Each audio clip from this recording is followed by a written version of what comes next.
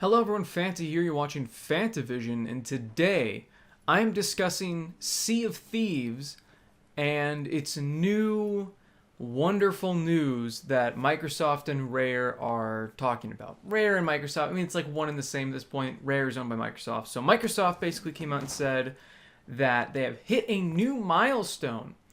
10 million players have played Sea of Thieves, and it is their most successful IP this generation. Now, this may seem like good news to them, and it sounds like good news on paper, but when you really think about it, that's really sad, because Sea of Thieves is not a successful game. It really isn't.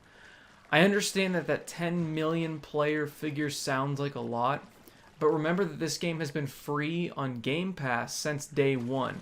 It also was during the launch of Game Pass, and it was like $1, and a bunch of people tried it out. And a lot of people have gotten Game Pass for free. A lot of people have gotten Game Pass for like $1 for about a year, including myself. A lot of people have taken advantage of this whole Game Pass deal and given the game a shot. Now, of course, it's not necessarily bad news, of course, that they hit 10 million people, but I think it still is bad news, the fact that this is their most successful IP. And the reason I say that this is not a successful game is because this is simply just not a very popular game, and the game itself was one of the most disappointing games of the decade, in my opinion. Everybody has wanted an open world pirate game. Everybody has wanted an online open world pirate game. And the way that this game was pitched to us, and the way that all the marketing hyped up everybody before it came out, it crushed all of our dreams when it came out. And there was no leveling system. The combat was incredibly mediocre and unsatisfying. There was just, I mean, I know I said the no level system, but the fact that there's no progression system at all, besides cosmetics, kills the game. There is no story to speak of. There is no reason to keep playing this game after a few hours. Now, I will admit, the first few hours are a ton of fun. The graphics are jaw-dropping. The water, and just, I mean, the player models look awful, but the water, this is like water simulator, ocean simulator 20, whenever the hell this game came out. It is a gorgeous game with its art style, except for the characters. And because of that, you could spend so much time in this game just marveling at, wow, look at these environments, look at the water, look at these storms. I mean, look at the freaking ship combat. It was so much fun. But after about 4 or 5 hours, sometimes even less for a lot of people, you get bored. Very bored, especially if you're not playing with friends. If you're playing with friends, I'm sure you could make this game last a lot longer. You could come back to it occasionally and play it. But without people you know, this game gets old very quickly. You realize that the gameplay loop is go here, pick up this, bring it back. That's it. That's for every single mission that there is in the game. They've added an arena now, thank God, because that's the meat of the game, is those battles. But that's not enough to save the game because there's no progression. And I know for a lot of people, they think, oh, well, Fanta, that's the point. Everyone needs to be in the same level. They need to be, yes, but there's no progression. There's no progression. And with no progression, you don't feel like you're accomplishing anything. You're just doing the same thing over and over and over so you can have a slightly shinier looking pistol. Does that pistol do anything different? No. And that is the problem with the game. And the problem with this game being the most successful game of this Xbox generation, the most successful new IP, it just speaks volumes about Xbox's generation. I mean, think about last generation. Gears of War was last generation. Do you remember how big of a hit that was? That game was so much freaking fun. And that was one of the best new IPs ever. And you know what? There was no Gears of War this generation. There was no new IP that was groundbreaking, that brought everyone together and launched a new franchise. There was a couple of games that were okay, And the fact that Sea of Thieves, which is by far one of the most mediocre and okayest game out there, is their best IP of this generation. Wow. I mean, PlayStation had hit after hit after hit. Xbox just had Sea of Thieves as their hit. It just shows that Xbox is definitely not as strong as a brand as they used to be. And now that we've got talk of the Xbox Series X, a lot of people are assuming that this is going to be a $600 console, with PlayStation really trying to hit that $400 price tag on their new console. Both of them are going to be backwards compatible. But with the Xbox, there's no reason to own an Xbox. I keep saying this, and I know it pisses people off every single time I say it, but hear me out. All of the Xbox exclusives are on the PC. If you have Game Pass Ultimate, you have Game Pass on the PC. So, why do you have an Xbox? Because your friends have an Xbox. That's about it. That is what this generation has had. My friends still have an Xbox from the previous generation. So I guess I'm going to get this Xbox. They just carried over. They had a 360. They want the one. That's what they got. That's what a lot of people have told me. My friends play Xbox, so I play Xbox. I have no other reason. And I don't know if Xbox is going to continue that trend to the next system because of their lack of new IPs. Because of their lack of new reasons to purchase a $600 system. Yeah, the new Halo looks like it's going to be a new Halo game, but there hasn't been a good Halo game since Halo Reach. And Halo Reach is on PC now. I think Halo 6, or whatever they're going to call it, is going to be on the PC. Microsoft has completely murdered their own brand, and it makes me sad. I, for one, miss the console wars. I miss when they were a real thing. I miss when Xbox was a real competitor, because they had to do their best with their IPs. And they did not do that with this generation. They started this entire war with a limp. They started with a disability, and that disability was no use games, always online. And ever since those words left their lips, they limped along in the console war. They could not beat PlayStation, and PlayStation just kept putting out game after game from their own studios that Microsoft can't touch. Microsoft does not have the exclusives that PlayStation does. Or Nintendo. I mean, Nintendo is mostly exclusives when you think about it. I mean, all the first-party Nintendo games. But when it comes to exclusives, Xbox just doesn't have them. And if you want to play the third-party games, you can play them on the other systems. And I'm sure the Xbox Series X is going to be the most powerful console in the market. I'm sure it's going to make games look a lot better than the PlayStation 5. But if they don't have the exclusives, just get a PC. That's where we're at. That's where we're at. There are a lot of people that were on the edge of getting a computer, and now they're being pushed into getting it because of Xbox. And, you know, Microsoft, I'm sure, doesn't mind all these people going over to the PC because, of course, they're Windows. They created Windows, so they're still making money. But in the console video game department, I feel like they're kind of killing themselves. And so there's always something I got to wonder with this whole Game Pass thing. How are they making money? That's what I always wondered about the Best Buy Gamers Club Unlocked. And the fact that Gamers Club Unlocked doesn't exist anymore shows that they were not making a whole lot of money. So my question is how long is this Xbox Game Pass going to last? How long are we going to have the best deal in gaming? Because it is. It really is the best deal in gaming right now. Especially when they did that dollar promotion and just let it go for as long as you had Xbox Live. And people just bought up 3 years of Xbox Live and then spent that dollar and now have Game Pass Ultimate for 3 years. Now, you could be thinking that they're eating these losses on these games, because you know they are. Nobody bought Crackdown 3, and barely anybody bought Sea of Thieves, and those who did at launch were very upset. Most of them were. And you gotta wonder what the strategy is. And the strategy could be that they're eating all these costs of these games because they're playing the long game. They want people invested in that Game Pass infrastructure so that they will get the next system. And if you get Game Pass and you're paying the normal rate, they're making money. They're definitely making money. But most of us still have that promotion. But when that promotion runs out, a lot of people might not be thinking that far ahead. People are like, oh, well, I've still got 2 more years of Game Pass. I'm going to get the Series X. 2 years from now, when they have the Series X, whatever they're going to call it, this is just called the Xbox. I don't even know what to call it. I'm going to call it the Scarlet from now on. So 2 years, when they have the Scarlet and their Game Pass runs out, they're going to start paying the normal Game Pass rate. And a lot of people in 2 years that got that deal, 2 years or less, honestly, they will all, I'm sure at least 75% of those people will be used to that Game Pass feeling. They'll be used to not buying games anymore. They'll be used to just having this access to this giant library. They'll continue to pay it.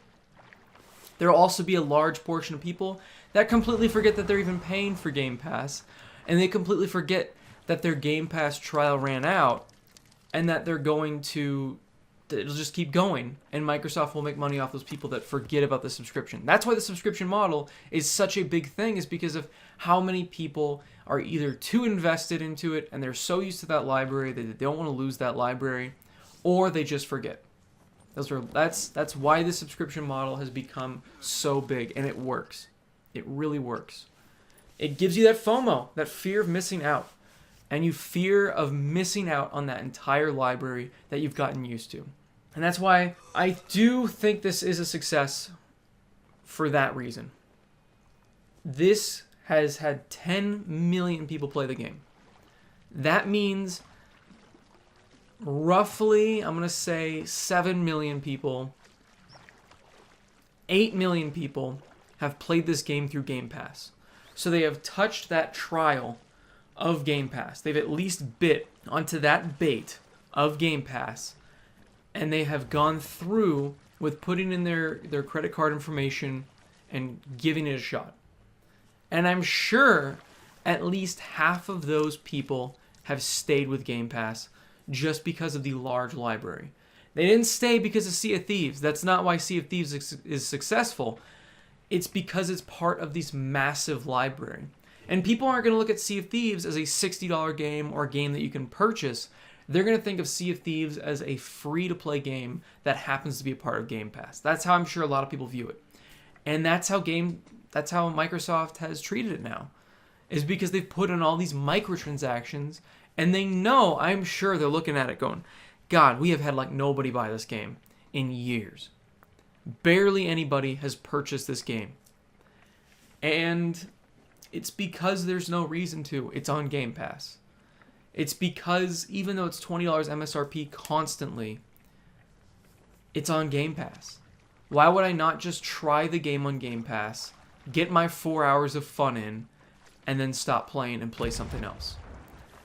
And what I think these 10 million people have done, or 8 million, whatever I said, we'll say 8 million, we'll say 2 million people bought the game, because they said about 800,000 people were playing at launch without Game Pass, and the other 1.7 million, or crazy number, were playing this game on Game Pass. Those other people probably played this game for a couple of hours, had their fun, went, well, it was worth signing up Game Pass for, and then went on to play some other game, and they just kept playing different games, and now they're in that Game Pass ecosystem, and they're locked in. And that's how Spotify works. That's how Spotify has gotten most of their subscribers. They get people used to how it is with the subscription. They don't have the ads anymore. They have infinite skips.